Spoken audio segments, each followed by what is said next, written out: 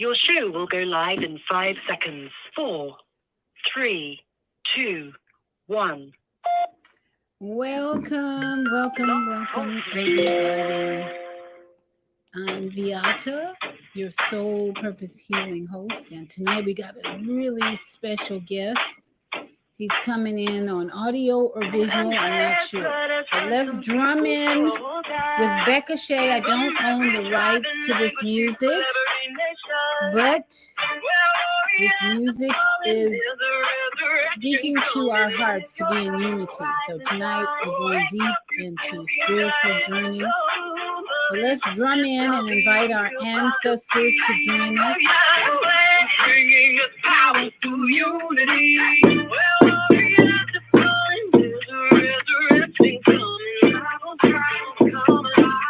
Wake up, you sleeping giant.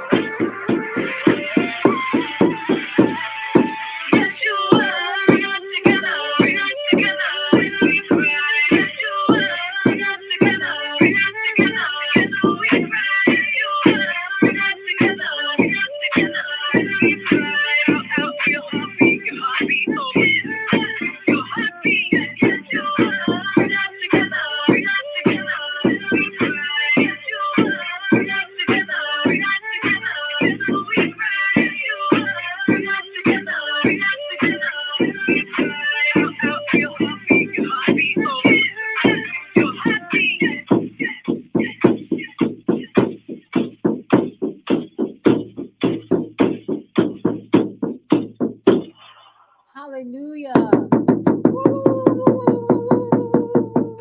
We're going deep tonight and we're going high with overstanding, calling our ancestors to help us bring unity. We're unity, not division, but unity. Unity, unity, unity, unity. That's our cry. Unity, unity, unity, unity.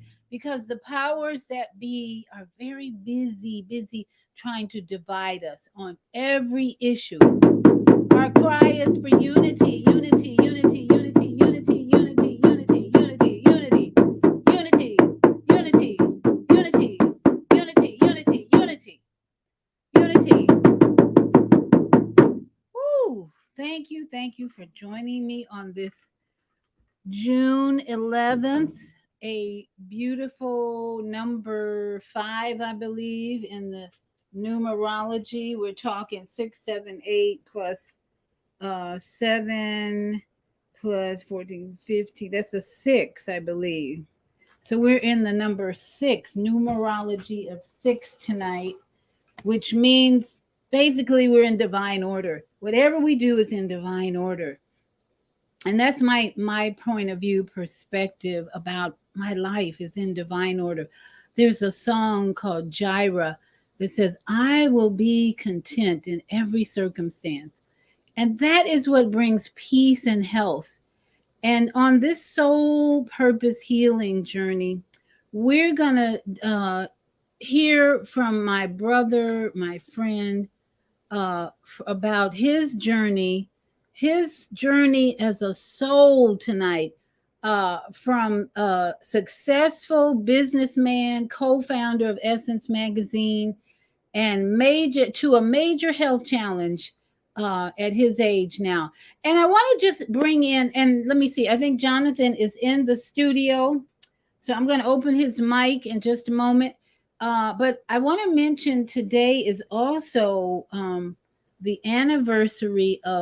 death anniversary of Reverend A.A. Allen. Now, our sister, Mama AZ, talks about Reverend A.A. Allen all the time. In fact, she's like hearing from this man all the time.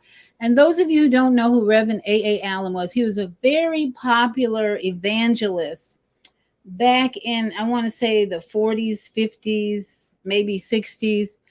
And he influenced thousands of people with his evangelical message of Jesus saves you and God is good and all that. And he had a very interesting beginning in his childhood. Both his parents were alcoholics, and they started giving him alcohol at the age of 5 years old. And this man was an alcoholic from 5 all the way into his young life. Then he supposedly got delivered.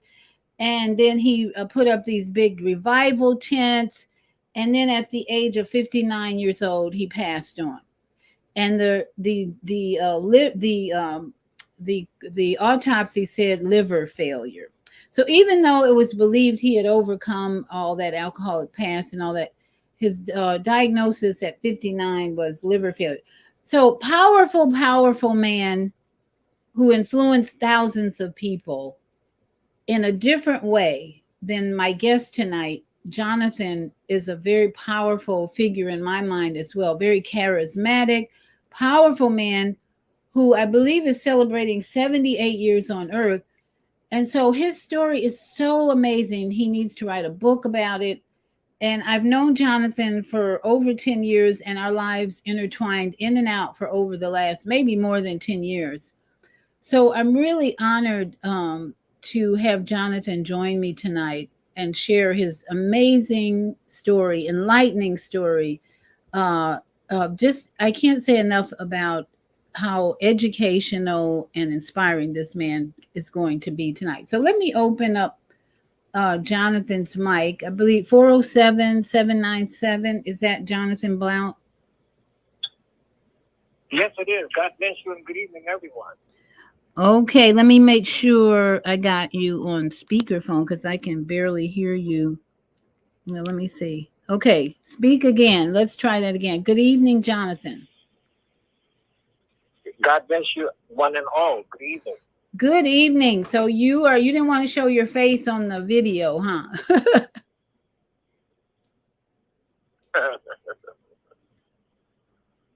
So how are you this evening? It is hot as hell in Orlando right now. I'm like in half naked. I wish I could be naked because it's so hot. I don't have air conditioning. So it's really hot in my place, but I'm dressed coolly. So how are you doing in Orlando? You probably have air conditioning wherever you are, right? Well, yes, thank God for that. I mean, and how am I doing? I'm still doing and just thankful to still be doing it. And I appreciate you for asking. All right. I hope everybody can hear you because your voice is kind of low, but we'll just keep going. Well, I'm not speaking low, so I don't know why it's low because I'm speaking, with a lot of volume. That's better. You just raised the volume just then.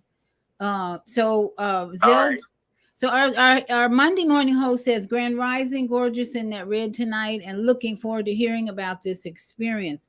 So, Jonathan, as I said, I was thinking a lot about Reverend Allen and how he influenced a lot of people with his religious teachings and religious preaching.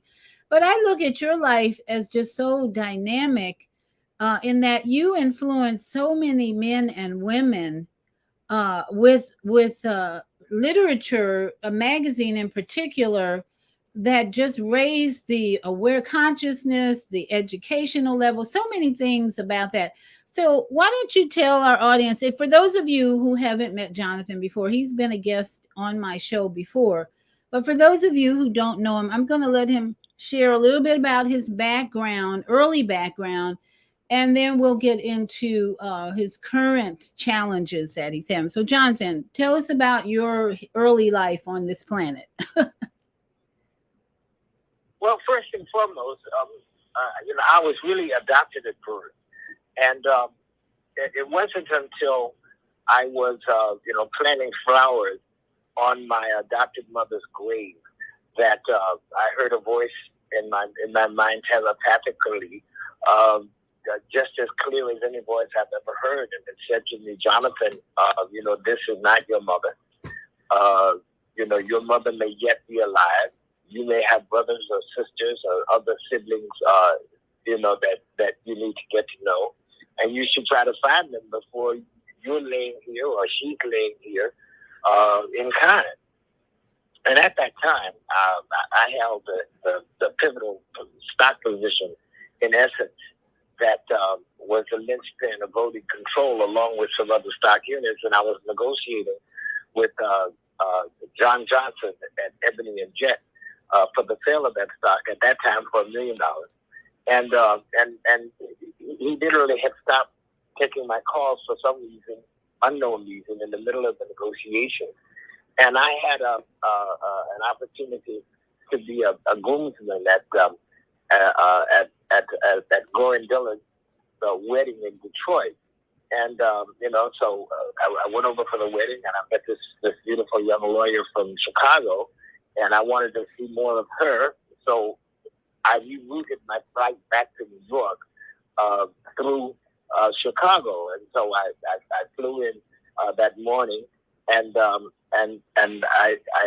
said, well, while I'm here, I'll stop over and I'll see, Mr. Johnson, and, maybe get this deal back on track. And I was scheduled to fly out that evening. Well, as it happened, he wouldn't see me. And I became incensed about that. And so I checked into the hotel next door, and I still had on my wedding tuxedo. And so the next morning, before the business opened next door, I posted up in front of Johnson Publishing, and then I posted again at noon, and I posted again at the close of business. And I did the same thing the next day, and it totally and completely unnerved the people at Johnson Publishing, and he got security and all of this stuff, but I was on a public sidewalk, so he couldn't chase me away. And just as it happened, there was some people all dressed up and going into the hotel next door to the Grand Ballroom, which is the biggest hotel on Michigan Avenue. And I started bantering around with some of the kids that were in wheelchairs who were all dressed up, and we started talking and so forth. And this very distinguished couple walked up, and they started joining me and greeting the kids. And we started talking, and as it turned out, that they were hosting the benefit. And they said, well, Jonathan, where are you from, and all of this? And I said, New York, what do you do? And I said, oh, I'm in publishing. And he says, oh, well, my husband is chairman of the board of the biggest bank here in Chicago, and John Johnson is one of his prime clients. Have you ever met him? And I said, oh, no, I haven't. I've always wanted to meet him. And they said, well, Jonathan, why don't you come and sit at our table, and we'll introduce you. And sure enough, we go inside, and John and his wife Eunice were sitting over in the corner, all alone. And they called him over, Johnny, come over here. So he popped up and came over and says, this is Jonathan. He's from New York. He's publishing. And he said he's always wanted to meet you. So why don't you all get to know each other? And Mr. Johnson and I played it off, and he said, "All right, Jonathan, what is it? Why you stalking you?" And I explained to him. I said, "Well, maybe you don't understand." I said, "But I'm from Monroe, North Carolina, population 6,000, including livestock, and we were among the first African Americans in the 20th century to engage in armed gun battles with the Ku Klux Klan, led by my uncle Robert Williams. The story of which is captured in the book Negroes with Guns." And the book Audacity by other cousin Connie Williams. That says, and I just carried in my biography, Horatio is alive and well and living in America. It says, and, we don't take this kind of mistreatment from anyone. I said, and, I'm going to stay here until I see you. And he says, well, listen, why don't you come over tomorrow for lunch? And so, sure enough, and I had met this beautiful young lady, Judy Matthews, there, and she turned out to be a writer, and we were getting on pretty well. So I took her to lunch with me, and he says, "Okay, what is it that you want?" And explained to him that his adopted son had just died and been buried 2 weeks before. I said, "Just like your adopted son, John Jr." I said, "I was adopted at birth." I said, "Look, I'll sell you the stock at the price you want, and agree to your terms if you'll give me an article in Jet to help me to find my family." And he said, "Fine, no problem." He said, "But, I need the article tomorrow because we're going to West. Can you get it to me by then?" So I asked Judy, could she write it? She said she could. We went home to her house, wrote the article, turned it in, and, the next thing you know, there's this article about New York businessman searches for his natural mother, and I was able to find a family. And, my mother and father ultimately got married a year after I had been adopted. They had 3 other children, and I met and coalesced with the greatest family that anyone could ever have. In fact, my cousin by marriage right now, Anthony Brown, is a congressman. Anthony Brown. One of my grandsters was Samuel B. Morse. I'm from the Morse family in South Hill, Virginia, who incidentally we inherited several hundred acres of land that my grandfather and my father and his 6 siblings farmed as children. And we got the land because a white family up the road bought the land and held the deed, because at that time, blacks couldn't own land in that county. And, when the laws changed, we inherited the land. So one of my relatives is Samuel B. Morse, who had been at the Telegraph and the Morse Code. And then on the Blount side of my family, other grandsister is William Blount, one of the signers of the Constitution, a former Secretary of State and Governor of Virginia. So, I am truly a full and complete American. But I'll tell you, the most gratifying experience of my entire life was meeting and uniting with the incredible Morris and William families out of South Hill, Virginia, and I mean, they were able to give me a great and incredible life. And so, from the activities in Monroe, when we fought the Klan in an armed gun struggle, in fact, we were surrounded by hundreds of whites one day when we went to have a wade-in the swimming pool. They tried to overturn our car. They had ropes in hand and threw tried to throw boa constrictor into the car to constrict us. And my uncle jumped out of the car and kicked open the door. And he said, "Johnny Boy," and I was called Johnny Boy because I actually grew up in the Williams household, and his father was my primary caretaker, Johnny Williams. And he said, "Hand me that rifle underneath the seat." And I threw one in the chamber and handed it to him. And he didn't know I had thrown one in the chamber. So he kicked open the door, cocked it, and this big bullet jumped up in the air. And he said, "Okay." He said, "All right, troops, make ready." And we all pulled out our guns. And he jumped out and he said, "Look, we can't kill you all," as the crowd was converging on us. He says, "But I want to know who's going to be the first to die." And he said, "Kill the next one to step forward." And then, and of course, the cracker said, "Oh my God, the niggas got guns! The niggas got guns!" And then they all, threaded back, and we were able to hold them at bay until the police and the politicians all showed up to guide us back home. And they said, "Okay, Robert, no problem. We're going to guide you back home." And he said, "Oh no, we're not going back home. he says, we're going to go jump in the pool, just like we said. We drove down the hill to the pool. They had closed the pool. They shut that pool, never opened it again.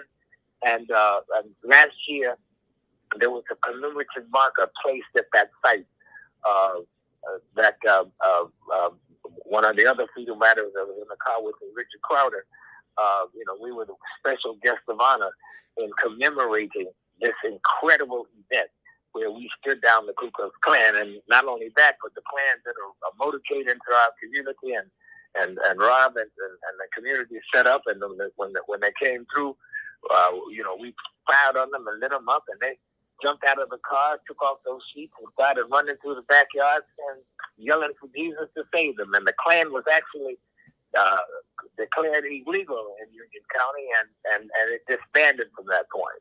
Okay. But so Jonathan, yeah, you have had the most adventurous young life that I've ever heard. That's why when we get together, we always have a lot of laughter, because your life runs like a movie or a drama show. So I want to just pause for a moment, and because we are talking about a soul's journey to heal prostate cancer and more in your life. So all this drama that you have been involved in your young life, I want to go back a little bit to the woman who took care of you as a baby. Even you said you were adopted, and then you didn't meet your parents till you were how old again? Oh, well, it was actually in 1987. So, I was, well into my 30s at that point. Okay, so what about because your soul, when you entered into your mother's womb, that was just the beginning of a journey that would separate you from the mother who carried you. And I always believe that detachment, because we're meant to attach to our biological parents. We're meant to attach, but your journey started from the womb being detached. And who were you attached to? What was that like, being attached to somewhat of a stranger? Well, I mean, you don't really know anything about that, because in your early life, you don't have that knowledge base. So the person isn't a stranger to you. The person is your mother. But she left me in the care of the Williamses for the most part. And I guess the greatest breach, and cousin Emma had two daughters, Everett and Jessie, who were young girls in high school, and they used to literally race each other home to see who would hold me first. And they said my feet never touched the ground until while I was living in the house. And Mama Carrie Blount, who had adopted me, she came one day to pick me up, and I wouldn't go to her, and she snatched me away from them that day. And the houses were abutting each other on opposite streets.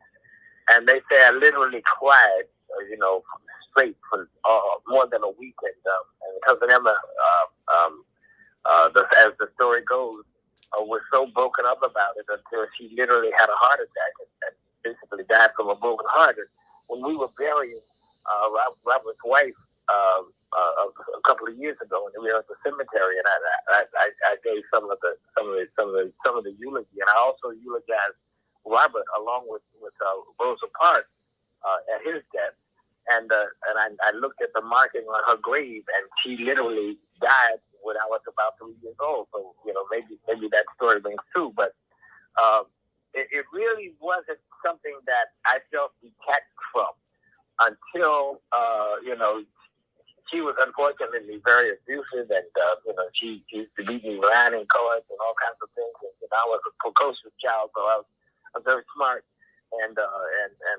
always asking questions and so forth. And unfortunately, just around the time that we got television, and I saw all these television mothers, the mother from Leave It to Dealer, and Donna Reed, and Meg Room for Daddy, and Your father knows best, and Ozzy and Harriet and all this. And, none of those mothers treated their children the way I was being treated. And I questioned that. And so we didn't get on very well at all. But after Robert, the trumped-up charges of Robert, the police came and took all of our guns. So we broke into a hardware store, stole some more guns, and had some more shot at the Klan again, and we were caught. And I was sentenced to prison at around 15. And I was given a 3 to 5 year sentence for the theft of the guns. And the judge did something very unusual with the assault charges against the Klan. And instead of giving me a sentence for assault, he suspended my sentence for 5 years prayer for judgment. And that simply meant that for 5 years he was going to pray for God to give him the right judgment. And that at the end of 5 years, he hadn't gotten the revelation from God for the right judgment. The charges would be dropped. And fortunately for me, that's what happened. So I went into the prison system, and I was actually on the chain gang at like 15, 16. And, we would go out and we had a rifleman who would guard us, and we would cut right-of-ways and repair asphalt on the county roads and so forth. One day we were at the camp on the weekend, and I saw everybody rushing over toward the superintendent's quarters, and I said, "Well, where is everybody going?" And they said, "Well, they're going over to Mr. Hayes is over there, and he's going to get people to go to the youth center." So the youth center was, instead of it being there were no guards, there were no bars, there were no guns. All of the people were called counselors. It was an honor camp. And you worked at the Terry Hospital, which is the mental hospital in Goldsboro, and it was self-sustaining, so it had every possible function. And I went into livestock, and I went into the dairy, and ultimately I got into the paint crew and learned how to paint houses. And I was able to get my GED while I was there. We would go out on Sundays to church in the community, and we played basketball against the high schools in the community and so forth. So it was a point of reintegration. And one of the counselors, Mr. William Stroud, just took a liking to me and said, "Jonathan, you have the capacity for leadership, and we're going to see if we can help you to develop." And so when I came out of the youth center, I went to Raleigh, and he helped me to get housing. And he got me my first painting job, and the man happened to be painting his house, and he got me a job with him. And right behind him, the dean of students at Shaw University and his wife, who was registrar, lived, and they were able to get me a paint scholarship, a work scholarship from Shaw. So I went right into school, and I was one of the few that ever came out of the North Carolina prison system and literally went right into college. And now, tell me what state most of this took place in. Were there different states or one city? This was all North Carolina. North North Carolina. North Carolina at that time, at the time that I was growing up, was totally segregated. So I went to the colored bathroom and drank water from the colored water fountain, and was in the colored waiting room. And we were relegated basically to colored jobs in Monroe. But the beautiful thing about it is that during segregation, it was totally a self-sufficient, basically segregated community. So at the end of my street, English Street, was Balkan's Grocery and the Squaredale Taxi and the barber shop, and then across the street was a Hershey's Bar and Grill, and then the Royal Gardens Restaurant, and coming on up the street, on one side was a funeral home, on the other side was another funeral home. Come on up the street, and diagonally across from you was Mrs. Garnett. She was the bootlegger.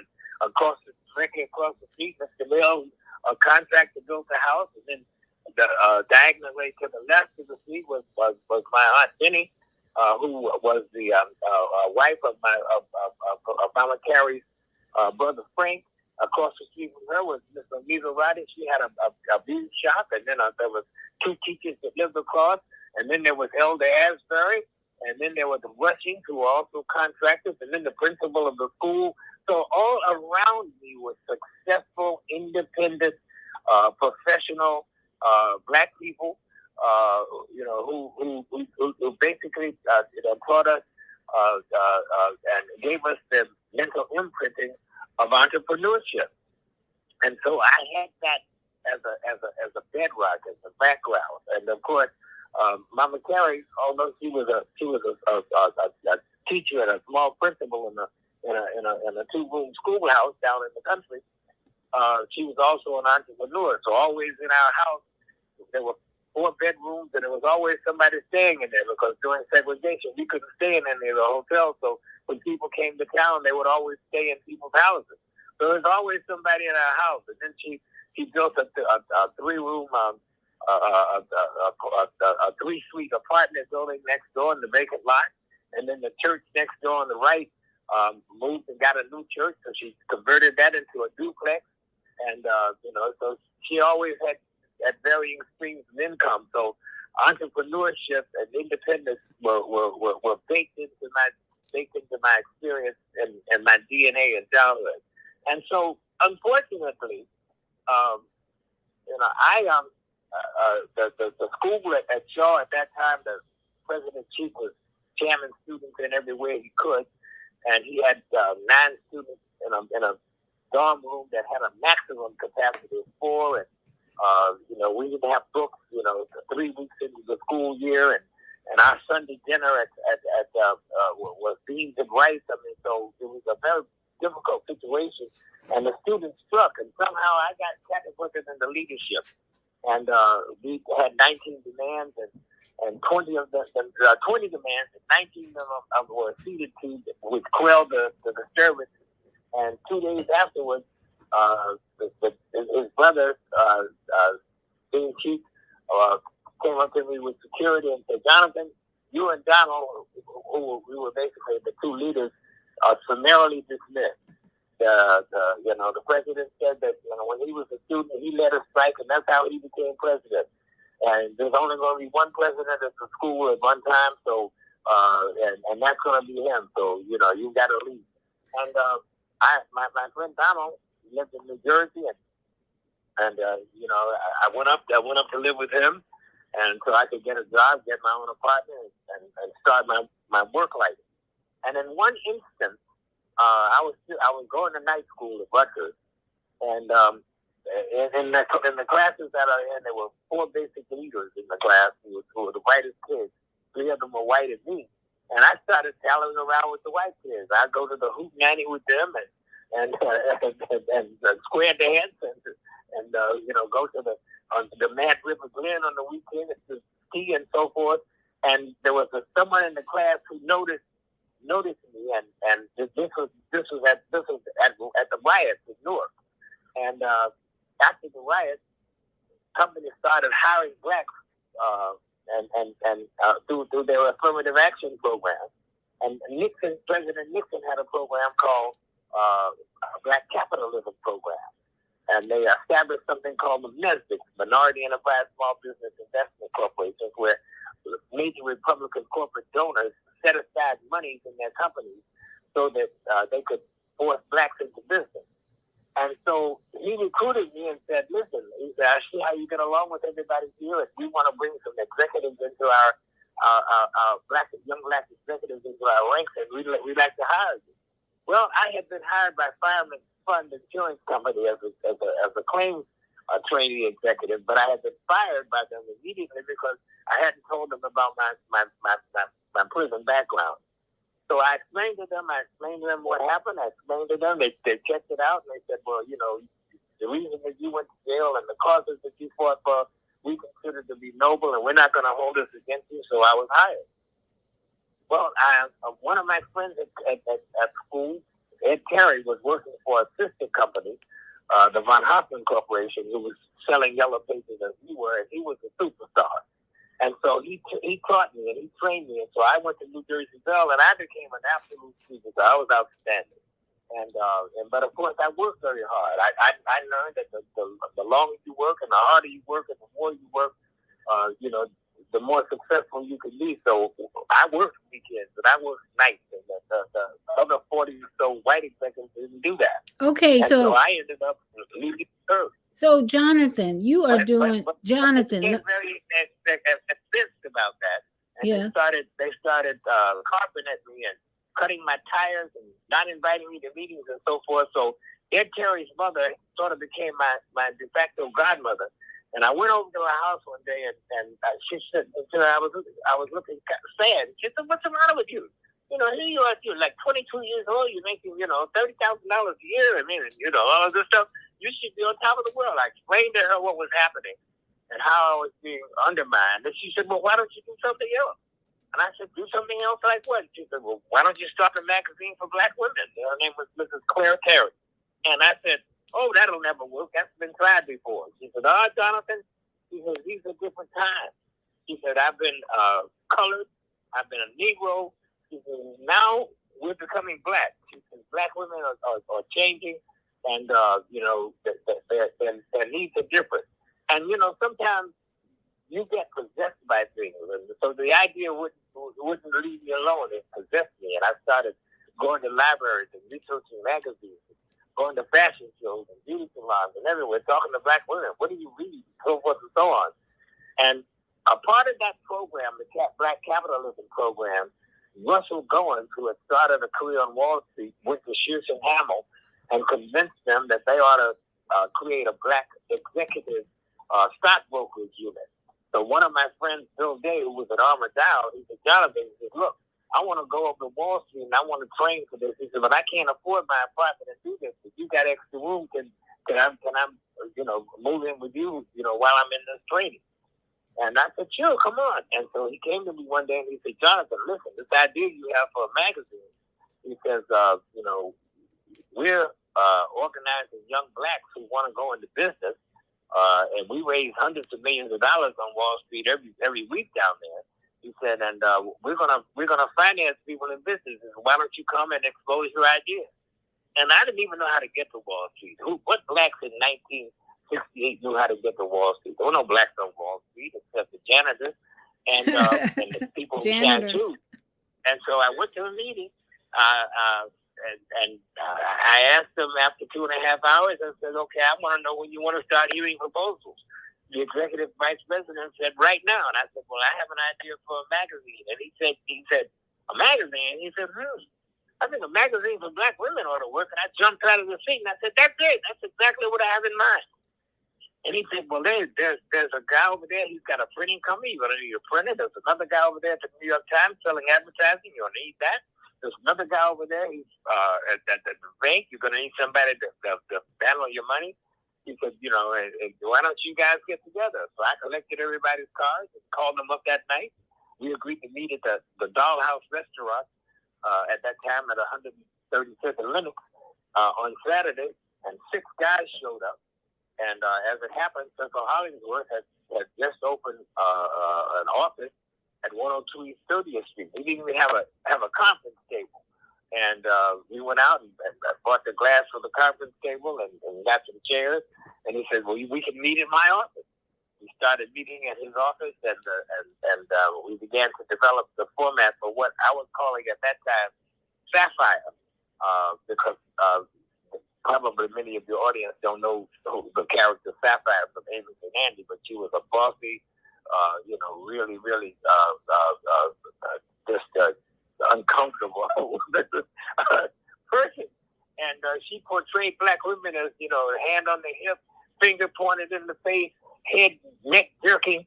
And I wanted to change that image. So I wanted to change that image to a beautiful black woman. And so for our first prototype, I had this beautiful dark black woman. And at that time, that was the color-struck age.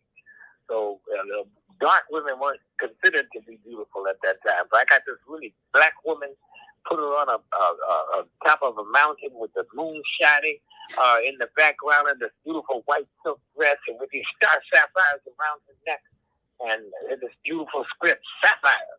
And Cecil went to a community meeting and met the director of research from Young and Rubicam, who asked him what he was working on. He said, "I'm working on this magazine for black women." And he said, That sounds interesting. Why don't you guys come over to our house for dinner and we'll talk about it?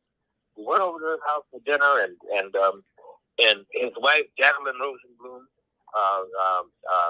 really loved the idea. And Leon said, "Well, we need to get some validation of the concept." So he says, "I can write out some questions, and if you guys tape some focus group sessions with Black women,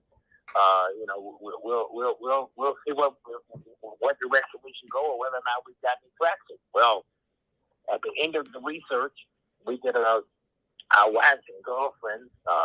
Mason Williams was she was one of the interviewers, and Pat Hollingsworth was on the interviewer. So we got these Black women on Saturdays to come over to the office, and we talked to them for several weeks.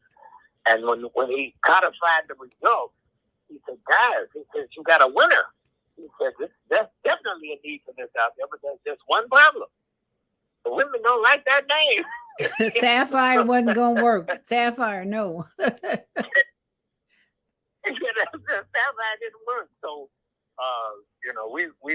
we then went about a search to find another name, and we got this product development company, Sangrid and Mercer, who did product identity and branding.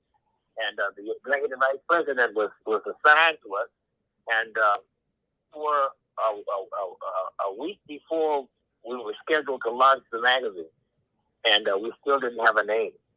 So he said to me and the guys, because I was the spokesperson for the magazine, and I was elected chairman and president of the company, and I was always the one whenever we would go someplace to present the magazine, everybody would point to me, and I'd tell them what it was about, why, and so forth and so on. And so they said, "Okay, Jonathan, man, we're going to leave it to you." We had boiled the list down to about nine choices. We went to his house. Mason and I went to his house that weekend, and we just basically sat around and talked. And Ruth Ross was our editor at that time, and her favorite name was Sister. And there's a very television show now called Sister. And I just didn't think that sounded refined enough. And so we went through all the words and went through all the concepts and all of that. And Mason and I ultimately decided the essence was the name. So that Monday morning, everybody is waiting for me to come in and do the reveal. So all the staff was assembled, and Gordon Park, whom we owe everything to, because we did presentations upon presentations on Wall Street, and they were always packed, and everybody would tell us how wonderful we were, but we couldn't get any money. And as we found out, the reason we couldn't get any money is because none of the four of us had any magazine experience. And Wall Street always liked to bet on winners. And he was the only person, basically, that we could that had credibility in magazines. But he was right at that time doing the Shaft movie in New York, on the streets of New York. And I used to go every day or so and just go to the set. And I'd say, "Gordon," and he said, "Jonathan, I'm sorry, I just can't do it. I don't have the bandwidth. I don't have." So the executive vice president at Cheerson at that time, he had reached a point where he was now devoting all his time to the magazine, and he wasn't bringing in the bacon for Cheerson as executive VP of corporate finance. And he told us one day, "Guys, he said, listen, I've never had this experience before. I've got $1 million circled." And that meant that, he had talked to these people from these various funds, and everybody had said, "Okay, I'm in for 100,000, I'm in for 50, I'm in for 2, for so on." He said, but he couldn't get anybody to do a closing. He said, "I just can't do this anymore." And so he said, "Guys, I've got to quit. I've got to go on with my life." I used to meet him every morning in his office. I'd be waiting for him between 8 and 8:30. I'd be there waiting for him to come in, and I'd have his coffee. And I said, "Michael, I just want to let you know what we did yesterday. Listen, you don't have to do anything more. Just don't tell people that you quit." I said, because if you quit, that'll be the death of us. I said, we'll raise the money on our own. And, finally, ultimately, through our advisory board, we were introduced to the Playboy Group, who had a new magazine development division, and they had come to the point where they said, okay, we'll come in for $250,000. Before that, Time Inc. said they'd come in for $500,000, but the new magazine development vice president, as a courtesy in his monthly report to the board, said, we're going to launch People magazine, and we're going to launch, Entertainment Weekly, and this and that. And by the way, we're going to put $500,000 in this little black magazine, the magazine for black women. We'll learn a lot about that market, and that market is growing and accelerating, and we think that it's a good bet for us. And one of the Southern directors said, well, hold on a minute. What if our advertisers don't like us being involved in this black magazine, And then another one said, what if our readers, don't like us being involved in this black magazine? So we just can't do it. And so the deal was scuttled. Well, those guys, Richard Corman, who from magazine development, and Andrew Heiskell, who was chairman at the time, they didn't like being rebuffed. So they created a scheme. And they said, okay, guys, we can't invest any money in you. He said, but they can't stop us from helping you. So whatever you need, if you need printing, if you need promotion, if you need marketing, any kind of support you need, you just come to us. And we're going to assign an executive to each one of you to help you to learn it and your jobs and be a direct mentor for you. And ultimately, that became more important and valuable to us than money, because that gave us the imprimatur from the biggest publishing company in the world at that time that basically had endorsed us. But so here we are now. So Jonathan, let me ask you, a question. Yeah. What period of time, what years do you were just talking about? What time period were we talking about? Well, the riots were really the impetus for all of this, because if it weren't for the riots, white people would have never become so benevolent. And that was the impetus. They felt they had to do something because blacks we're gonna burn the system down. So we're talking about the 60s. And so that was 1968, right after the King assassination. Okay, 1968. And so we're talking 68, 69, and the magazine, the first issue of the magazine, debuted in May 1970. And so we couldn't get a closing. So we circled up the week before we were supposed to announce the magazine, and at Russ Goins' house on the weekend, and we said, well, what are we going to do? And so Russ said, sometimes, you can lead the horse to the water, but you can't make it drink. So maybe we just have to lead the horse to the water. And he said, why don't you announce at your press conference and call out the companies that have said that they're going to invest in you? But use the word committed.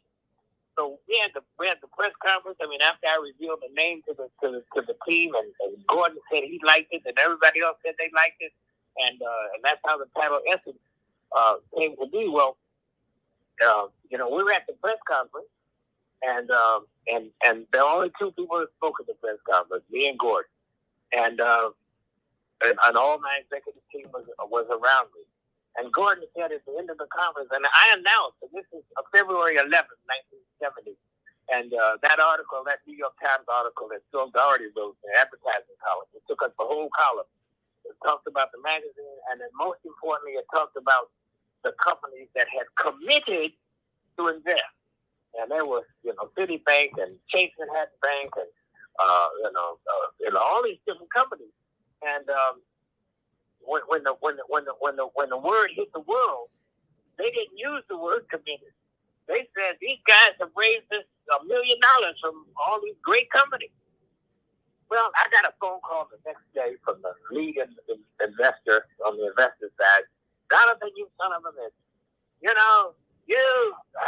said we put money in your company, and we haven't put a dime in there. You don't have any more credibility with us, and as far as we're concerned, you're dead. And you can just forget your magazine and forget you and goodbye, and hung up the phone. Oh, wow.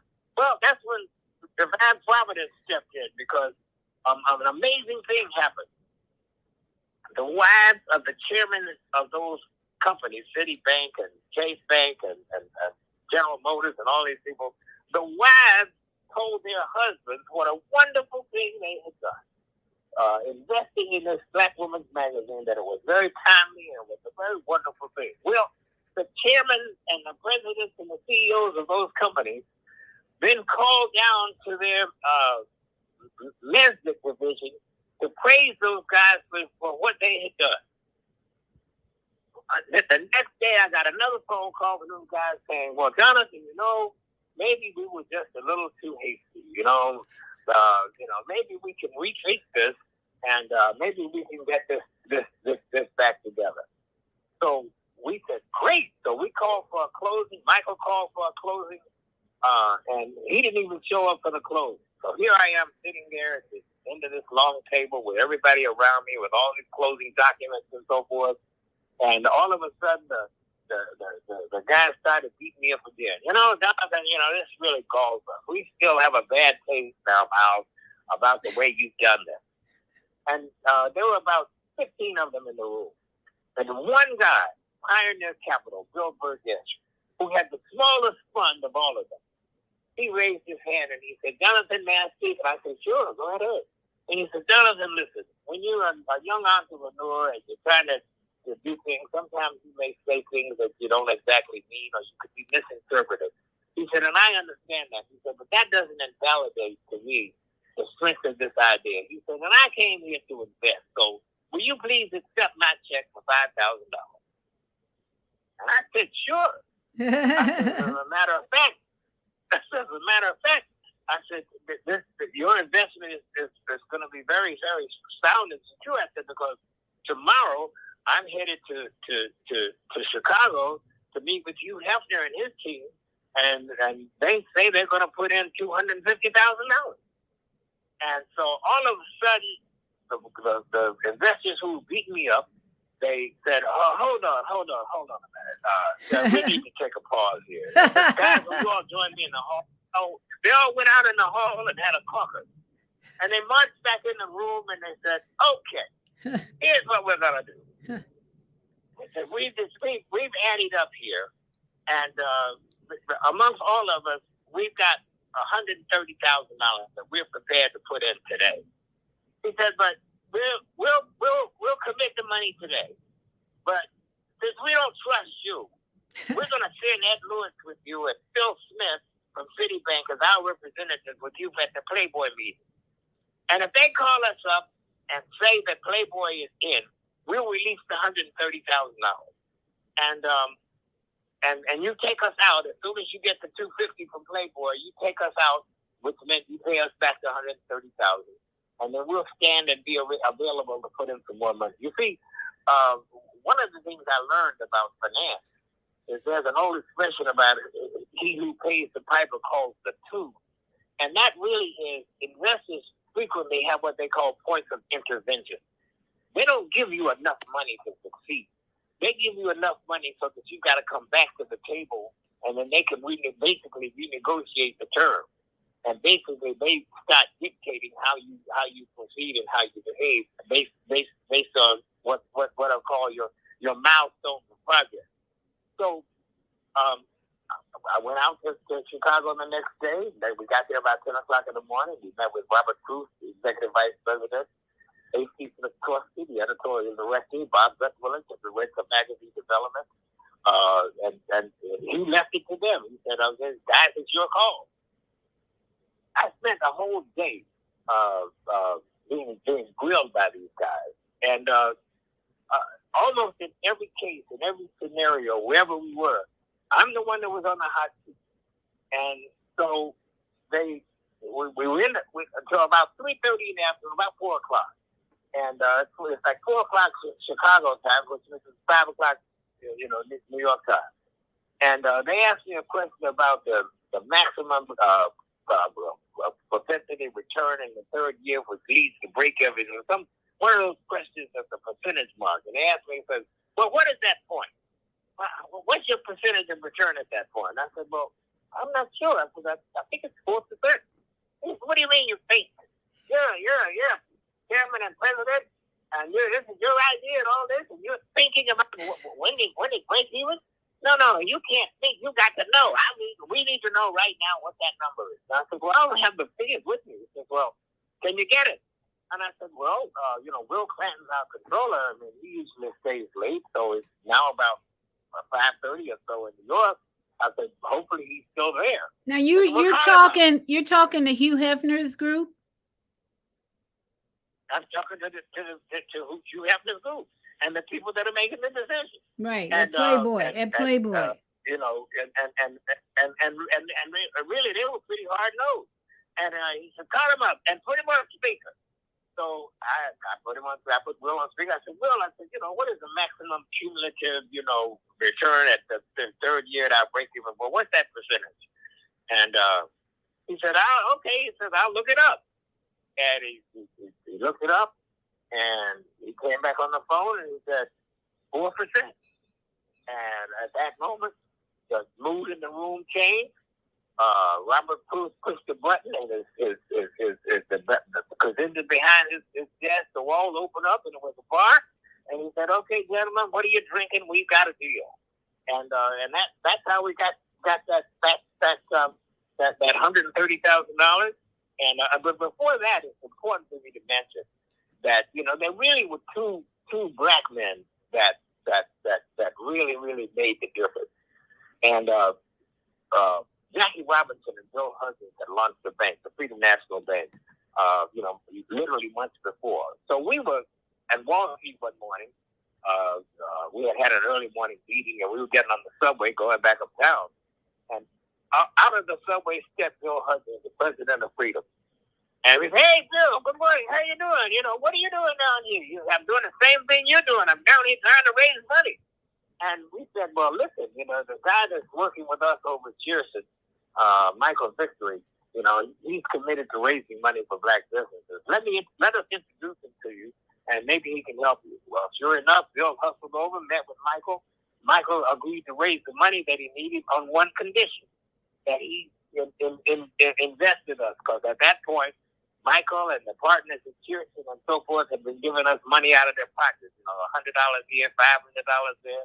One of them gave us $5,000 and so forth, and we were literally out of money. And I got a call from Bill that late that afternoon. He said, "Jonathan, can you be in my office tomorrow morning at 9 o'clock?" I said, "Sure." And I hustled up there at his office, and I went in his nicely appointed office, and we sat down, and we had some, exchange pleasantries. And then all of a sudden, he says, "Okay, Jonathan, I want you to sign right here."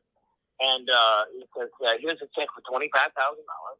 And I just go downstairs, and the account is already open, and just deposit that in your account." And I said, "Oh, Mr. Huggins, thank you so much. This is wonderful. Tell Mr. Robinson how much we appreciate, his initiative in launching this bank with you, blah, blah, blah, blah." I said, "Don't worry, we won't fail you." He said, "Fail? You can't fail. How can you fail? Yeah. You all these rich, important white people behind you."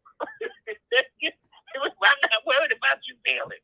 I mean, and I never filled out any paperwork. I never went to any loan committee. I never went to any of that. And at that time, we also had John Hancock Life Insurance Company from Boston, Roger Nassau and Lee Goldberg, who were leading that investment team. And they had become really, really interested in the magazine, but there was one problem. And the problem is that we could not, the insurance industry couldn't invest in media, was a rule that they had set. So these guys set a meeting with the chairman of the insurance commission, whoever he was. And we went up and met him one morning at 10 o'clock. And I sat down and explained to them what the magazine was about. And so they said, "Listen, this is not your normal investment media vehicle. This is something that will change the course of history. It will place black women in the place that they belong historically, in a panorama of world history. It will give them information and education." He said, "So this is a monumental sea change." And so, we went back to the office. Those guys went back to Boston. I got a call the next day that said that they had approved for us for them as made an exception for them to be able to invest. So the next thing we had to do is we had to go up to Boston, and we had to have a meeting with the investment committee, which was headed by JQ, which was John Quincy Adams IV. He headed the investment committee. So we get in this room of about there were maybe 10 or so executives from John Hancock. And they see me at the head of the table, and I'm on the firing line. And they had expressed an interest in investing $100,000 in debt in the company, which meant it would go on our balance sheet and we had to pay the money back. I made the presentation. We came back to New York. We got a call the next day, and I said JQ was so impressed that they didn't want to put $100,000 in debt. They wanted to put $300,000 in equity. They wanted to be partners with us in the company, and they were raising their investment to $300,000. So with the $25,000 that we got from Freedom, then Dr. Eugene Callender and Gus Hindenburg, they headed up the Urban Coalition Venture Fund. They committed $100,000, and then the $250,000 from Playboy, the $300,000 from John Hancock. So now we're like almost $700,000 invested in the company, and that's what launched the company and gave us the foundation, for our future. Okay, well, Jonathan, I need to take a pause. Jonathan. Company too. Jonathan, let me take a break here. I got to go to a commercial. I don't know where my executive producer is, but I need to play a commercial. And I am just so interested in your life story as always. And if for those of you listening, if you have a comment or a question, press 1 in the studio. And our Monday morning host, Zelda, is in Facebook commenting frequently because she is a radio personality and been in journalism, and she's knows a lot about what you're talking about. And Jonathan has just shared, let's say the first 25, 30 years of his life have been a whirlwind of activity, of entrepreneurship, of business, of finances, big time business and finance. And our Monday morning host, Zelda, says, greatest example, money is not always the best. Resources just as powerful. Marketing, promotions, and printing alone is worth a fortune. Press conference too. Top of the line commitment. And as Jonathan said, there was a divine energy of a soul purpose in there, so strong. As I listened to you, Jonathan, your soul purpose is coming through so strongly in just the first 25, 30 years of your life. It's just been incredible to hear all the adventures and all the ins and outs, ups and downs of negotiations, money contracts, all that just in the first 25, 30 years that some people never experienced. So when we come back from the break, we want to go a little bit more. We only have another hour, and it's just been incredible to hear the first 30 years of your life, 25. But we want to hear the next 30, 40 years, because you're now, 78? You're going to be 78? Yes. Mm-hmm. So, and I was 24 in February 11th when I had that press conference. So when I launched the magazine, I was 24. I was the youngest of the 5 of us in the group. And the way that I got elected president is we had elected Tony Chenier president because he was advertising sales at the New York Times, and he was so refined and smart and sharp. And then one day he came to us and said, "Hey guys, listen, I'm bowing out. I got some other people who want me to do this."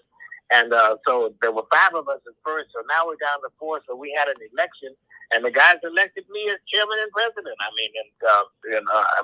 So I just took it from there. So as Zelda said, as our Monday morning host said, these stories need to be on the big screen. It's amazing you haven't. Are you in negotiation yet with somebody to make a movie about all this?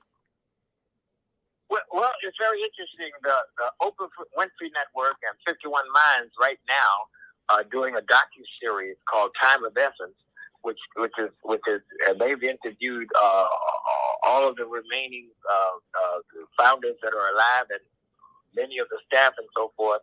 And they flew me to New York, and I spent a day with them in the studio, telling the story and so forth. So that's happening. But I'm also, writing my own autobiography that covers it. I mean, but because it didn't stop with Essence.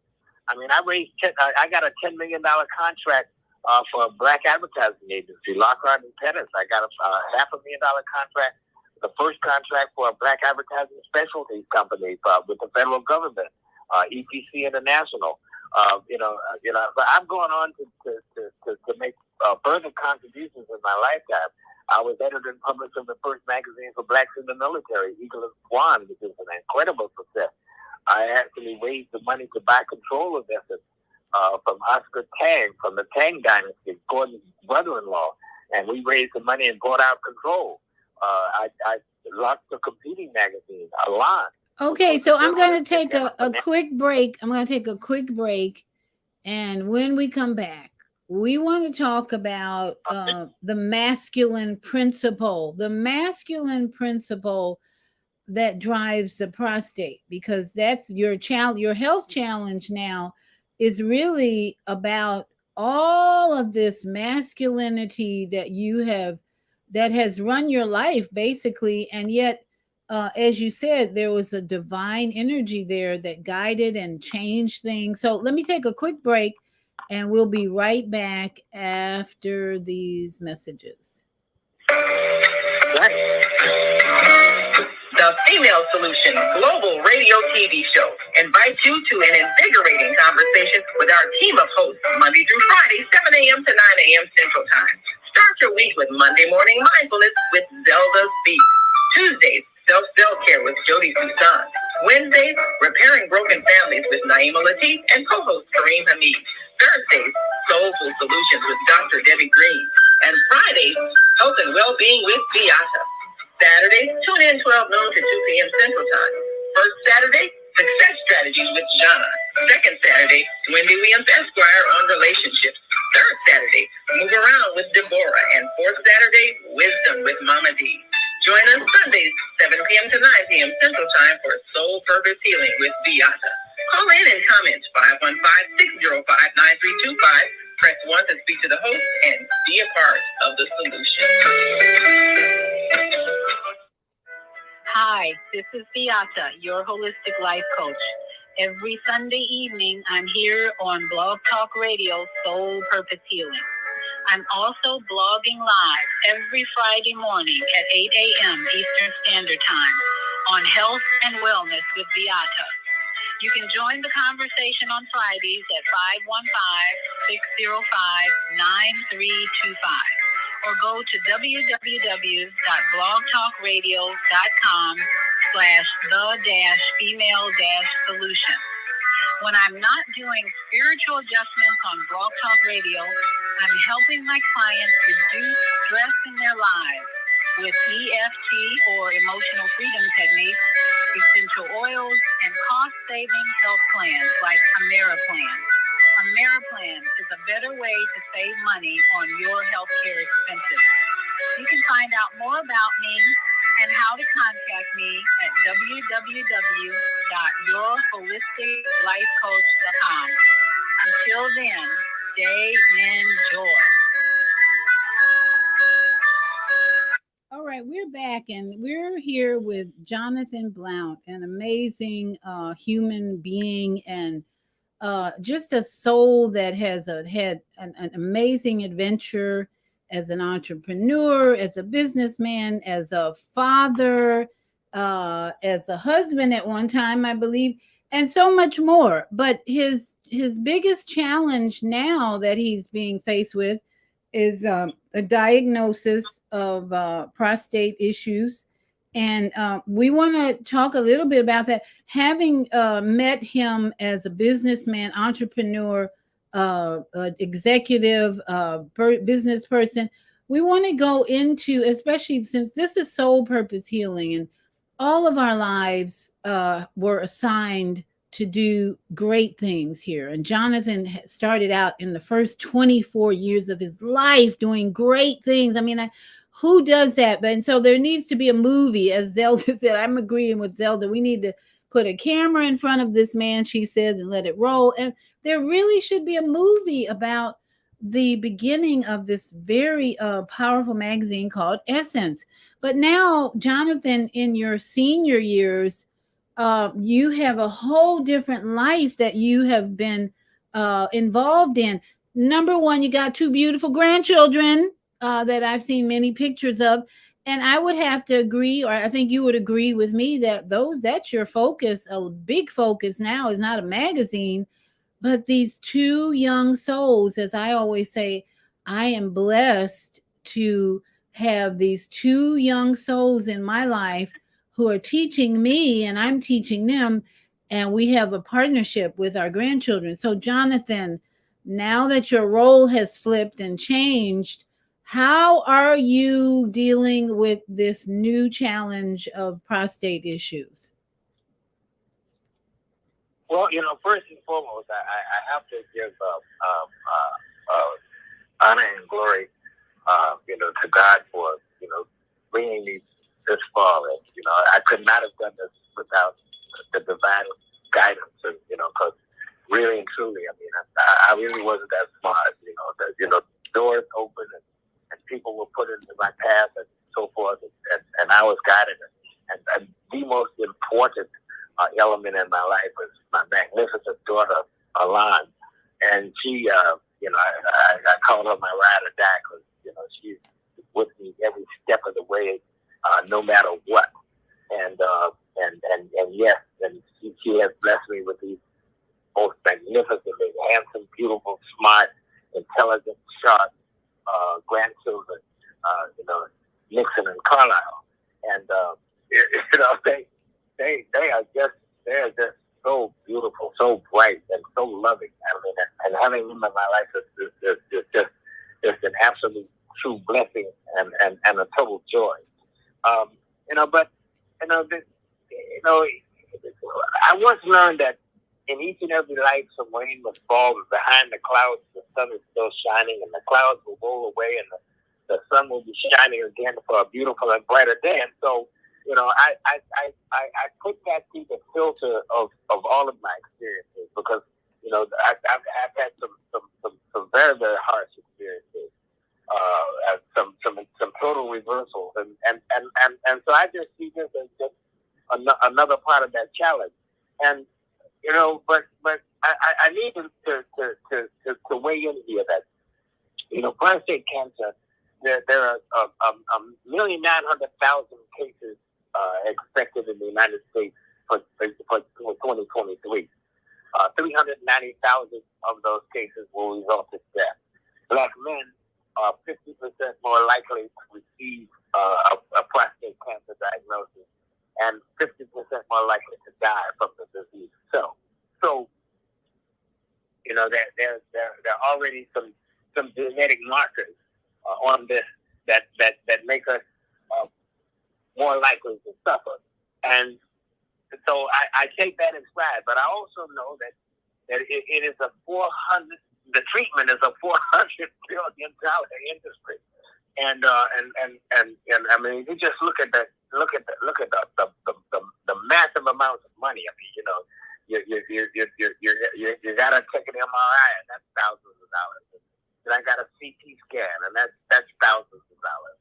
And the treatment with the urologist is hundreds of dollars, for every visit. And then they want to do something called a biopsy, which means that they go into your prostate and they take an instrument, and they basically take 12 plugs out of it, because they don't know exactly where in the prostate that the tumor is. So they take 12 plugs out, and then they take those, and the pathologist looks under the microscope at the plugs, and then that determines the grade and the aggressiveness and so forth, and tells them more exactly where specifically it is. And then after that, I mean, they have radiation treatments or chemotherapy treatments, and that's thousands and thousands of dollars. And so I said, okay, well, let's see here. Let's look at the data and see what the data says before we go into any invasive procedures. And I said, well, okay. we know what to do. In fact, we can cure this, Jonathan, without a real problem. And we'll just put you on hormone therapy. And I said, oh, that doesn't sound so bad. Okay, well, what does that involve? He said, well, heretofore, because what is happening is that it's your testosterone that is really, really feeding the tumor. And so what we do is that we eliminate your testosterone. That's what they used to do. They would just castrate your testicle, but they don't do that anymore. What they do now is that you take these hormones, and the hormones kill your testosterone. And then once they kill your testosterone, then the cancer goes into remission because it has nothing to feed it anymore. I said, oh, okay. Well, what are the side effects of that? Oh, well, you'll lose your sex drive. You won't be able to get an erection, and you'll go into menopause, so you'll have hot flashes. I said, wait a minute. Hold up a second. I said, so basically this is chemical castration. You're going to infeminize. I said, from my point of view, sir, to me that's a fake person death. I said, it's entirely possible, maybe, that my time is up here on Earth. You understand? I said, I think I'd rather die. I said, because, the vagina is something that we spend 9 months trying to get out of, and the rest of our lives trying to get back in. I said, and there's probably nothing that I enjoy more. There's nothing that gives me more pleasure in life than beautiful black women and the sensuous, sexy, delicious exchange that I've shared with hundreds of them through my lifetime. I said, and I don't know if I want to be alive if I don't have that experience. So I really got to think about this. Okay. I really have to give this some thought. I said, you're always wondering, like, what you're going to die from. And, and when it's going to happen. I said, so essentially, maybe, with this prognosis, I've got a timeline horizon that certificates that event. I said, but I've done some further research, and I found out that there's a Stanford study that says that they evaluated men with diagnosed with prostate cancer, and they've done a 10-year horizon line. And for those who take chemotherapy, and for those who take radiation, and for those who take nothing, over the 10-year period, the results are really not that different in terms of how many of them die and how many of them, get worse and so forth. I said, so at 78 now, if I get another 10 years, I said, that would be really wonderful. I said, back at this point, if I get another 5 years, if I make it to 83, you understand? I said that might be enough for me. I said, so I really have got to consider this. I said, so I'm not so sure that I can accede to that kind of treatment. I said, plus in fact, I'd like to explore some alternative methods. And alternatively, I've talked to a number of people, and I've done enough research on the internet to know that there are people who have been diagnosed with cancers that have metastasized throughout their body, and one of them, Brother Lawrence, who is a member of the family, Annette Roberts family, he used SEAC and a fluorescence tea, and he had been diagnosed twice, and he used those methods and they cured. I know other people who used soursop leaves, and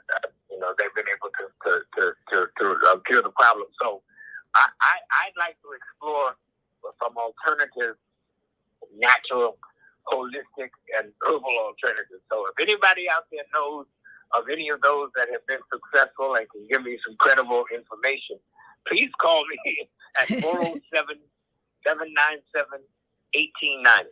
407 797 1890, or email me at Jonathan PSC at Yahoo. That's Jonathan P is in play, S is in serve, C is in Christ.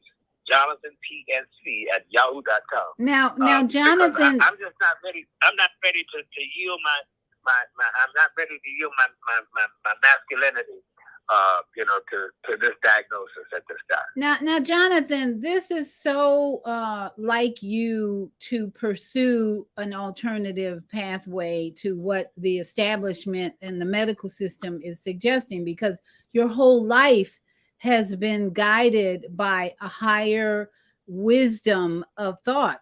So I'm so proud of you. When Jonathan and I met for lunch, and we talked about all this for 2 hours, and I was just so surprised and excited that he had done his own research, and he had already pretty much made up his mind that even a raw food diet, which he was having while I enjoyed some fish and collard greens, that Jonathan has such a strong mind to know, and he's so guided by wisdom that you have to applaud him and respect his knowledge and experience to guide him in this new challenge, and with the help of friends and people like myself who can say, yes, that's going to work, and yes, that's a good way to go, and yes, I approve of that, and yes.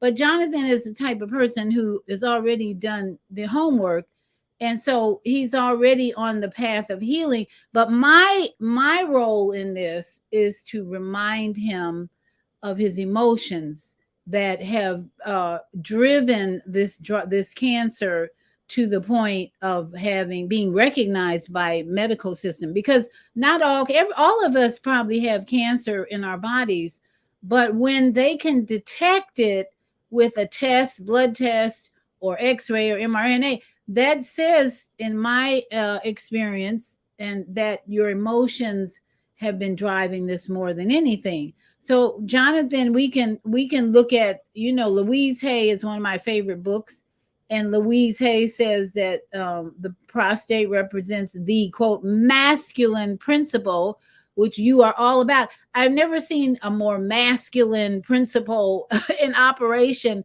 than one who is in love with women the way you are, and who enjoys women, and who has had a past, like you said, with hundreds of women. And so your masculine principle is strong, very strong. So every time that masculine principle has been challenged or reduced or put down or abused, and your abuse started as a child, even your masculine principle, which was growing and growing and growing more and more throughout your life, in the beginning it was put down because guess what, there was a woman who was saying you were nothing, you weren't good enough, you were giving you abusive words, giving you abusive behaviors, physical. So you were tested in the very beginning, at a very young age, with a masculine principle challenge. And then Louise Hay says, now prostate problems arise when any of these factors are present. Mental fears that weaken the masculinity, giving up, sexual pleasure, sexual pressure and guilt, or belief in aging, that you're getting older, you can't do what you used to do, you're going to have this, you're going to have that. But the beauty of all this is that you can turn all of these challenges around when you accept and rejoice in that masculinity once again, like you did. I think your stance in the doctor's office was kind of a rejoicing, and your response to the doctor, response, was a rejoicing in your masculinity. It's like, no, you're not going to take that away from me. And then the other affirmation that gives you power over this cancer is that I love and approve of myself. I accept my own power, and I am forever young in spirit. And you demonstrate that perfectly, all of that. And it's all a matter of you renewing your mind to believe it, walk it, live it, and speak it, especially the word. So, how do you feel about that? Well, I've always subscribed to the principle that I want to come and go at the same time. I want to go out stroking. You know what I mean? Yes, so, yes.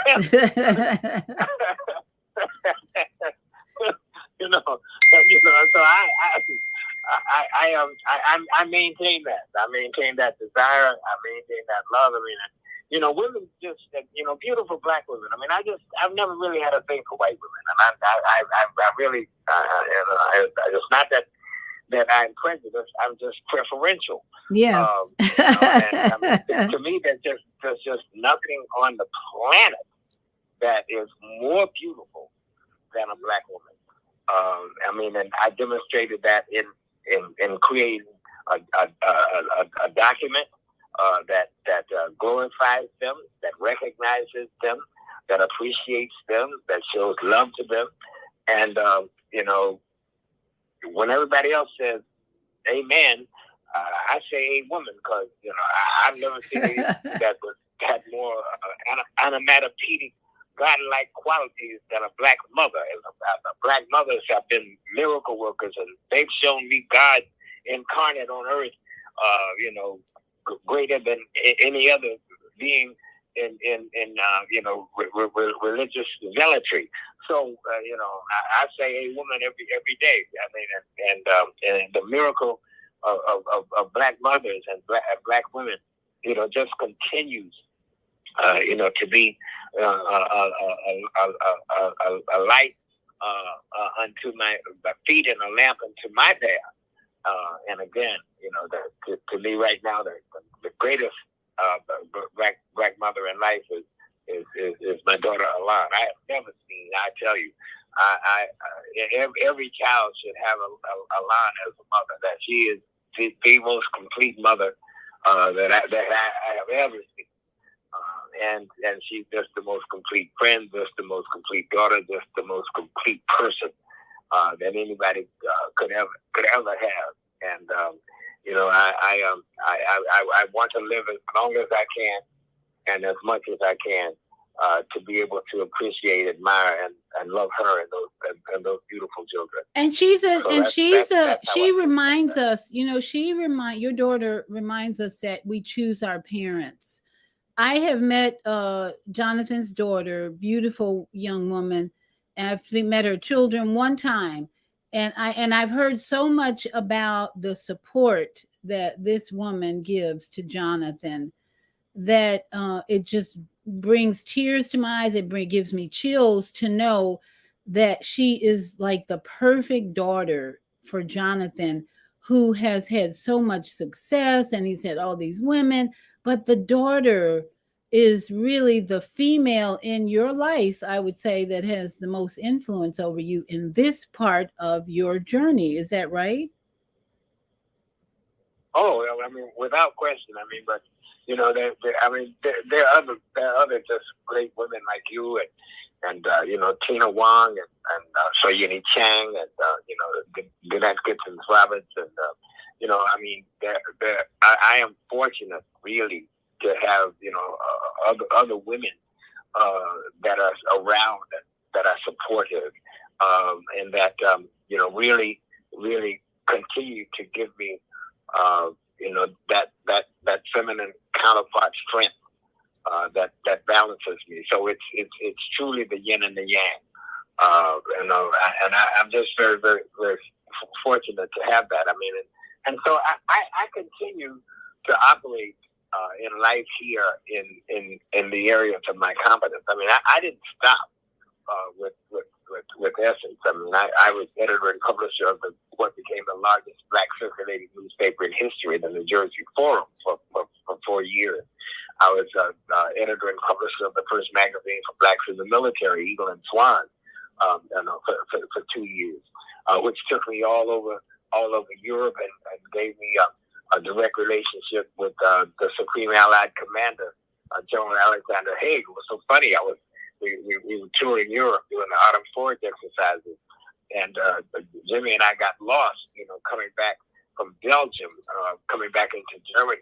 We followed Fräulein, and it was interesting when I got to the Oktoberfest, and all of the key generals were all circled around talking to each other. And he looked over at me and said, "Oh, yeah, Jonathan, I see we almost lost you over there coming back from Belgium." I know that they had people watching me all the time. Isn't that something? That's something. Yep. Yeah. So, I learned, when we launched the magazine, Colonel Frank Peterson was the first Black Marine colonel, and we put him on the cover and said, "Is this the first Black Marine general?" And sure enough, we were able to help to make that happen. And so, I've been influential in a number of dimensions. I mean, Lockhart and Taylor's advertising was in dire straits, and through my friend Tony Brown, who had a television show, Tony Brown's Journal, that was sponsored by Pepsi. Yes. I was able to get him to intercede for us, and we were able to get the Pepsi account, which was a $10 million account for Lockhart and Taylor. EPC International, a small advertising specialties company in East Orange, New Jersey, that had never had an account over $10,000.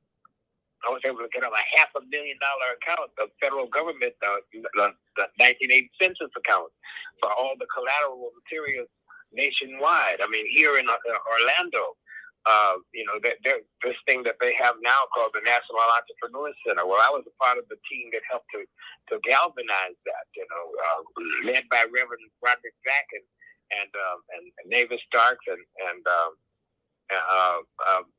we marched and we demonstrated with Dr. Charlie Jean Salter, and we marched on City Hall and went in there with African drums, cut us in or cut it out. And then we were going over to the county building. We marched from the City Hall to the county building, and they locked the doors in the county building, and one of the black guards opened the doors and let us in. And so, I mean, we were demanding equality and opportunity. I went to a board meeting at the Great Orlando Aviation Authority one day, and the only contract that they had for blacks was the shoeshine concession. And I made a dramatic speech about how Bill Jennings had sought to change that, and I found it an affront that the only black contract was a shoeshine concession. And some of the board members came to me after the meeting and said, Jonathan, that really needed to be said. Well, what they did is they hired George Marning as small business development director and Pat Wallace to enforce. And now they're averaging 30% of their contracts, basically for black businesses. I just 2 weeks ago attended the library board.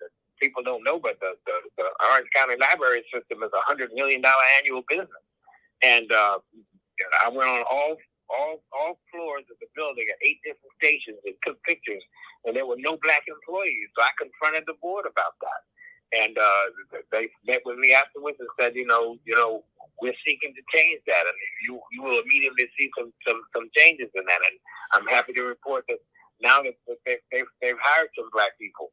And they promise now to include contracts and advertising and so forth. Well, now let me ask your opinion about something that you and I had. Why we came together recently in the last few years is tiny house living, and Jonathan and I met again after, I've known Jonathan for about 20 years, but we've never stayed in contact for too long up until the last 2 years.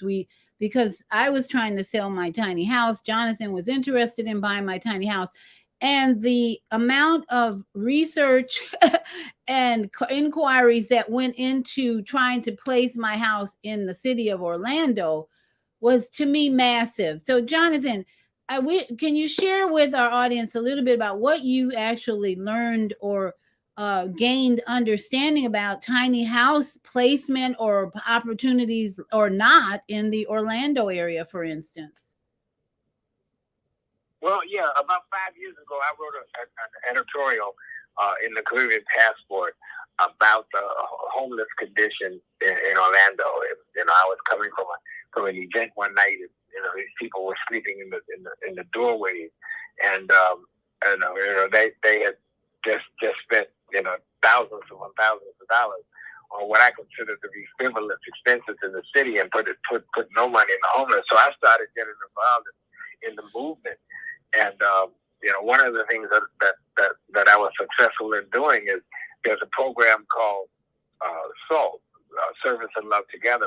And what these kids did is they were able to put together some money, and they were able to build and construct a custom 4-unit shower and toilet stalls that were mobile.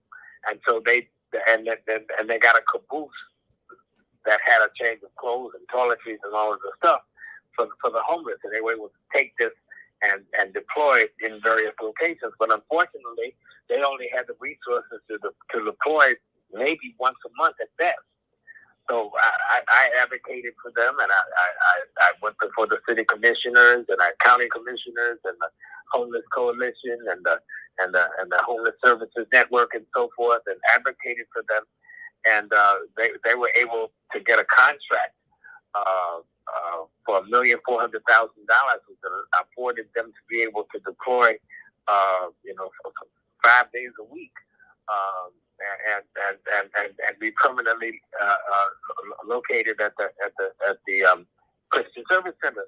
And they had no employees when I got involved, and now they have 14 full-time employees. And so I looked around in the city, and I found out that the city owned 35 lots in Paramore, basically. And they were vacant. And so I said, okay, well, let's, why don't we launch a campaign where we get various corporations and organizations to sponsor tiny houses to put on these city-owned vacant lots.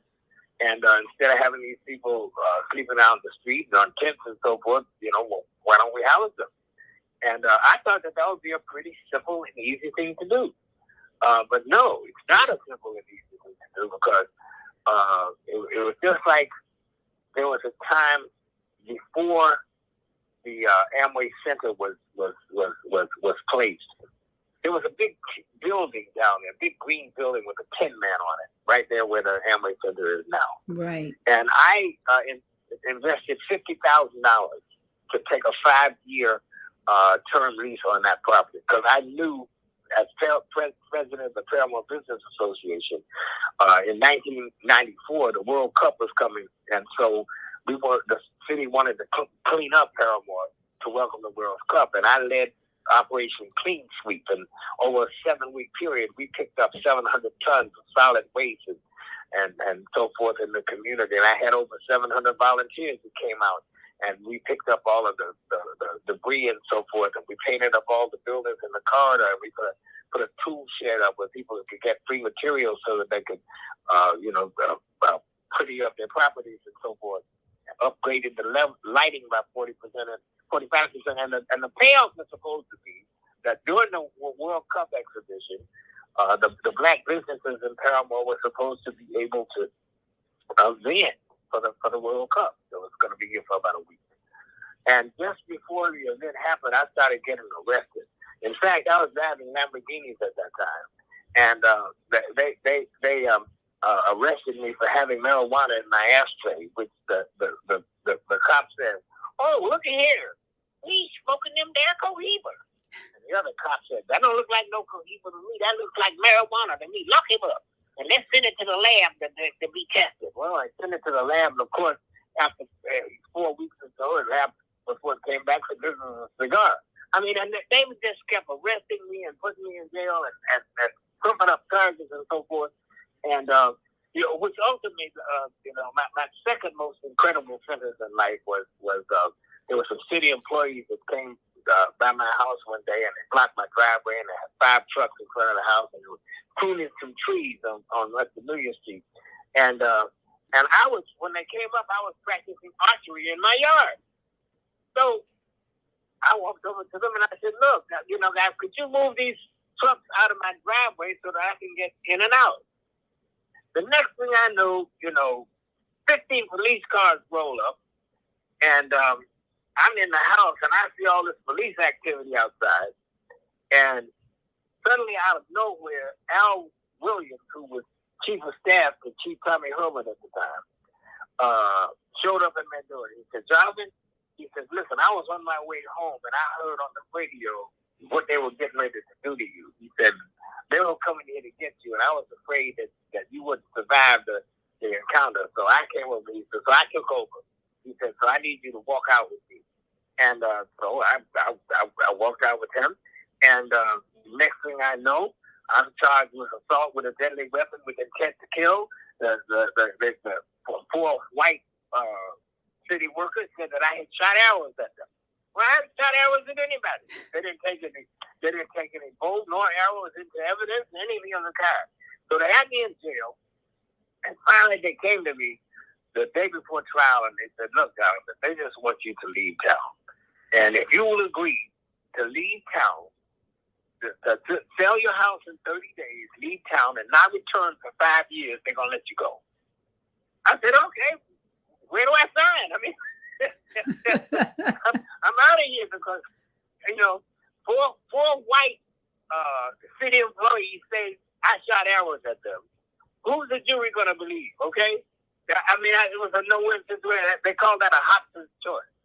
So what they did was, when I went to court the next day, they didn't tell me that there was a stipulation in letting me go, and the stipulation was that in addition to having to sell my house in 30 days and not return for 5 years, they were going to put me on non-reporting probation. I mean, you got to report. Nobody's going to investigate me or blah, blah, blah. That was just a stipulation. Okay. Well, some months down the line, I was over in Tampa, and I got caught with a joint, and that violated my probation. So they sentenced me to 17 months in the state pen. And when I got there, I got a job in the law library, and there's some chain gang lawyers who are smarter than the lawyers on the outside, and they told me that the sentence was illegal, it was unconstitutional, it was against the United Nations Charter, all kinds of things, that it was a totally illegal sentence. And so I appealed and so forth, and I was able, within several months, I was able to get out of that. But I have continued to be a fighter for justice, and I have suffered some of the greatest injustices. I mean, I had 3 cars that I had bought parked in front of my house at 1700 West Amelia, 2 Cadillacs and a Mercedes. And they came one day and towed the cars away. And then they erected no parking signs the next day. And then when I appealed to get my cars, they told me they had been destroyed. I mean, so Okay, so why do you think you never got far with the tiny house idea in Orlando? Well, because there are. I was about to say when I put the $50,000 up for the building, we raised $12 million to build what we call the African Quarter, which was going to start right there where the Amway Center is now, and go up that whole strip. And the Nations Bank, which became Bank of America, was putting up the money, and the executive vice president, Rob Sampson, and so forth, were our partners in that.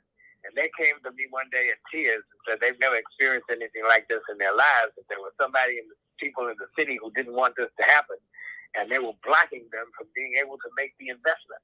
And so, Tom Carnegie, who's, one of the smartest people I've ever known, who has a business and a building in Paramore, said that 25 years ago, he was up at the Citrus Paramore community, and he said the white people described to him exactly what was going to happen in that community. Exactly. They described Creative Village. They described the Amway Center. They described, huge supply, all of that was going to be in that community. So, there are people who are planning 50 years out while we're trying to still figure out what we're going to do tomorrow. And they've got all of these plans in place. They've got people that are the designated developers and investors. All this stuff is all planned out, and the plans are rendered, and we ain't in it. We're not a part of it. It's like George Carlin says, everything is run by a big club. And we are not members in the club. That's right. That's right. So those properties are already spoken for, and the plans are already laid. So that's why. Show me one black business right now in Orlando of any significance in downtown Orlando. Where's our footprint? Why don't we own the Subways and the Dunkin' Donuts why don't we own anything? Why don't we have any of the franchises downtown? Well, the black community is having a problem with unity for one, and we're the powers that be are very good at dividing everybody, black, white, anybody. And so especially to me, when you have such a weak family unit in the ghetto or wherever, there's a weak family unit right now in most urban areas, in my opinion, where the parents, the husband and wife are not together. And so you got children being raised by single parents all too often. And so the odds are against us even becoming together as a community to build businesses and so forth. So the only solution, in my opinion, is to, like what you are doing, is focus on getting your health, your mind, your body, your spirit in balance and homeostasis and unity. That's all we can do is work on ourselves. And then what you're doing is going to influence your grandchildren and your children, because many people are so lost after the last 3 years about what health even means and how do we build up our temple body to withstand all the fear mongering and the stress and the toxic and polluted environment. You are the example now of what it means to overcome not only disease, but overcome stress and addictions and all the what you've overcome. Why? Because it's so needed. Like they say, we were born for such a time as this, where there's so much confusion. You're not confused about your gender, obviously, but there's a lot of people out there who are. So how do we help them? Is we stand firm, I think, in who we are and be the light and represent this powerful feminine and the powerful male person, so that other people can come out of their confusion and be healed. And we can only do it one at a time. I don't see a lot of hope. Well, let me just chime in here on something that I've experienced recently. Okay. Over on Blue Boulevard, next to the St. Mark Church, is the MLK Plaza, which is where Derek Wallace had his campaign office about 15 years ago, and the CNC pharmacy was in that plaza, and it has deteriorated to the point now where it literally has trees growing into the roof. I mean, it is just a horrible eyesore. It's a complete mess. So I said, okay, because I was one of the first developers of a black cooperative, a 400-unit housing cooperative, Kazuri Kijiji in New Jersey, in the middle 60s. I know something about housing development, so I was able to get the biggest white housing developer in Central Florida to become our mentor, and I reached out to St. Mark. Mayor Demings is a member of the church. Greg Francis is a member of the church. The president of Lift Orlando is a member of the church. Reggie Hill is a member of the church, and it has a number of very high profile, important, money, elite people that are members of the church. So I said, okay, well, Pastor, I'd like to join the church, and I'd like to, rebuild this MLK Plaza.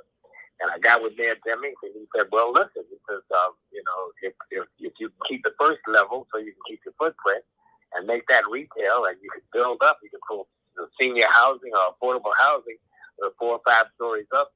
He says, we've got some county resources that can pour into that. And the same thing, the city said the same thing, Bakari Burns says, look, we've got some money that we could put into that. Yeah, we can get this done.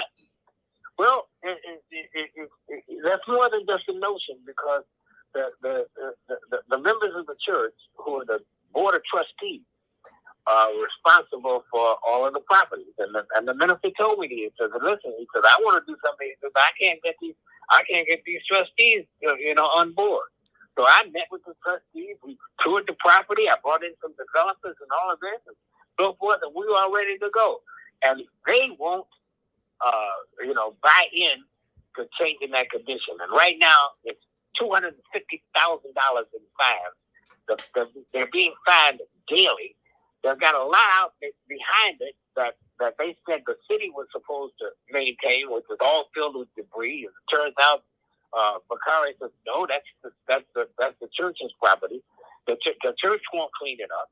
I mean, I am just totally and completely baffled by the lack of progress energy that would want to change the conditions in the community. With all the churches you have in the Black community that are supposed to be enhancing, growing, and redeveloping the spirit and hearts of people, there's no place that you can look and see that they've done anything for the community except for Archbishop Wiggins, who has done some amazing things in the community, redeveloped housing, developed the Village Square property complex, owns about 64 properties in the area, and I thought that the church was doing all that, but it's not the church that's doing that. This is Bishop Wiggins, his wife, and an inner circle that owns all this stuff and is doing all this. But at least they're doing it.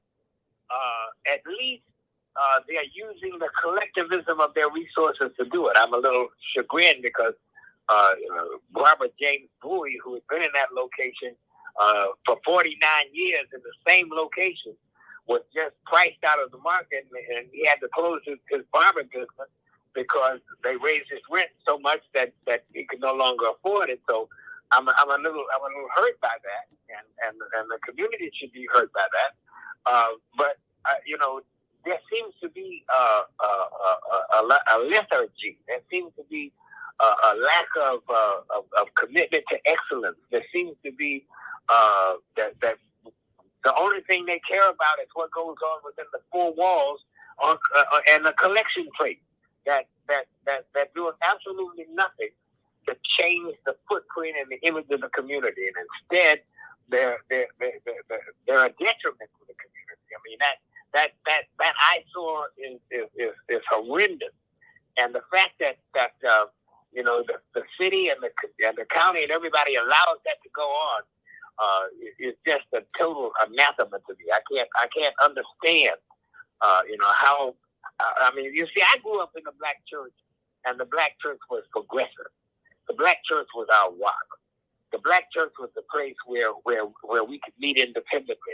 We did all of our civil rights planning and so forth. We had all of our meetings in the Black church, and the ministers were standing in the position of leadership. And I don't know why that's happened. That's not happening today. You got this AACCC, the African American Council of Christian Clergy. So tell me something that they've done recently that has changed the conditions of the community. No wonder young people don't want to go to church. There's nothing for them to go there for.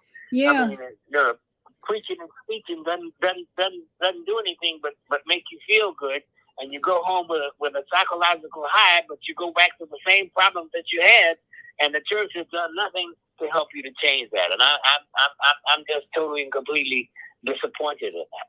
Yeah, and here I don't know if you're familiar with there's a guy, Anthony is his name. He's building tiny houses out of shipping containers. That's his focus, that's his plan. And there's a church property that he's using because there are hardly any members there anymore, and they're letting him do work there. But you're right, the church role has changed drastically. My grandfather was a church pastor of a Church of God in Christ, built his own church, was held rallies every year for the whole community. The whole community was would pitch in and support one another, and it was a small town though. I think when we look at these big cities, we're not going to see what the church can do, or is the church is just not performing like you said for the needs of the community today. And one of our Facebook friends, Francis Harris, says Bishop Wiggins is a Christ-like individual, but few are.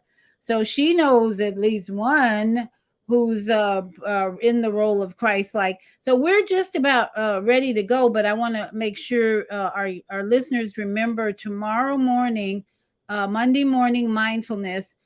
Zelda's topic is, why are so many Americans visiting and moving to China? I didn't know that was happening. I thought they were moving to Africa, but I'm sure there are Americans moving everywhere out of the United States because things have changed so much here. And Zoe Ma will be joining her tomorrow morning to talk about why so many Americans are moving to China. So, Jonathan, final words on, I'd like you to just share final words on what would you advise men to first and foremost do if they get a diagnosis of prostate cancer? Well, the first thing is, I mean, there's a lot of scare tactics and fear mongering that goes on in this process, because when you hear the word cancer, I mean, you think the absolute worst, and they almost engulf you in that whole mentality. And I immediately started looking into composting my body. I said, okay, well, I don't want to just waste. I want to make sure that my grandkids can sell all my organs to get as much money as they can, and I want my body composted so that at least it has some value and so forth. And, so you got to get past that. And then you have to do research. You have to do your own research. You have to research everything you can about it. You have to talk to as many people as you can. You have to get as much input as you can. And if you can find, people who've successfully overcome it, they can be your best leads and your best guides. And then commit yourself to the practices and protocols that give you the best chance of survival. And so, there were those on the slave ships that dove off into the ocean rather than to live their lives as slaves. Who proclaimed. There were those who proclaimed, I'd rather, die on my feet than live on my knees. And so, you really have to make a decision as to, what you want your life to be about and what you want your quality of life to be. And, it says, well, if it reaches the point where, the end game is the end, you have to get your mindset to take that as a prize, as that is a part of the circle of life.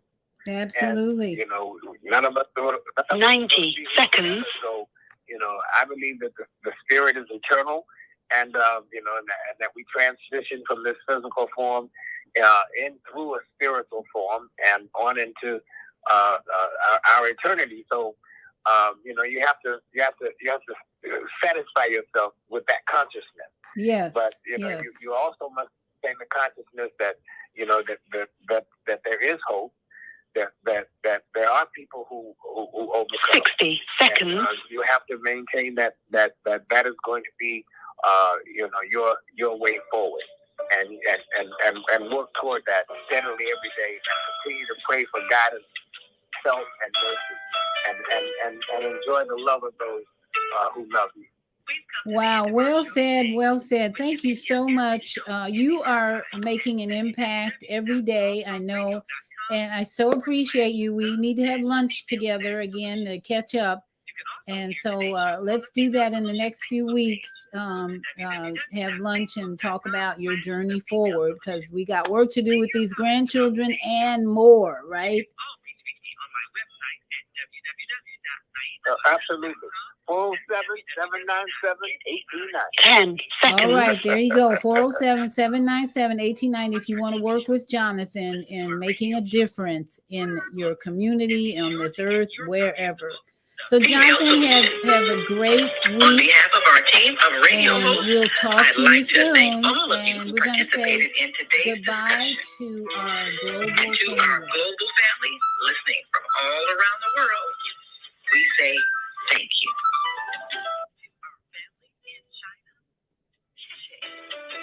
India, Zanyaba, Japan, arigato. arigato, Korea, kamsahamnida. kamsamida, Russia, spasiba. spasiba, Germany, danke. donke, Poland, Jean. donkinyon, France, merci. merci beaucoup, Spain, gracias. gracias, Italy, grazie. grazie, Egypt, shukran. shukran, Ghana, medasi. madasi, Nigeria, eshe. eshe, South Africa, South Africa, Nyabonga. Nyabonga, Senegal, Geret. Geret, Kenya, asante. asante, Israel, toda.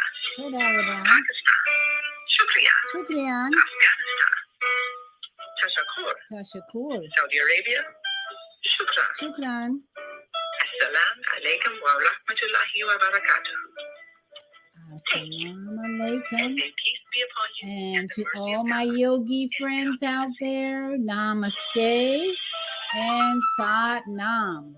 Have a beautiful, beautiful life, beautiful week, and we'll see you tomorrow morning on Monday Morning Mindfulness.